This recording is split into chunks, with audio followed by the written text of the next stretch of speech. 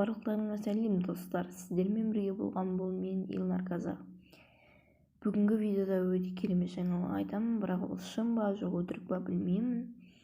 Жақында осы 11 наурызда бізде жаңа алаш РП деген ролплей ашылайын деп жатыр. Ол өтірік па шын ба білмеймін. Сол күні күтетін боламыз. Сол күні алаш РП ашылады. Мен сол кезде бұл агрессияны тастауым мүмкін. Әрине, мен бәрінен қадалған болатын, ол туралы мен видео түсірмедім әлі. Барлық заттарымды, имуществом бәрін, бизнесім бәрін қадалған болатынмын. Және осы жаңа РП-ға көшейін деп жатырмын. Ол жақта бізде жаңадан серверлері болады.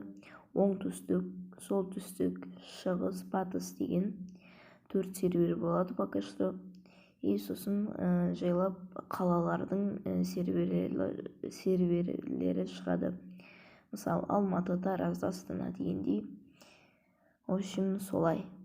Және ол алаш РП-да бізде картасында бізде Арзамас, Южный, Игровка, Рублевка, Лыткарино деген қалалар бар, Батыров. Сондай қалалар бар қазіргі Благовеща РП-да. Ал ол алаш РП шыққан кезде оның картасында бізде қалалардың аттары тұрады. Мысалы, Арзамаста Атырау, Астана дегендей сондай болады.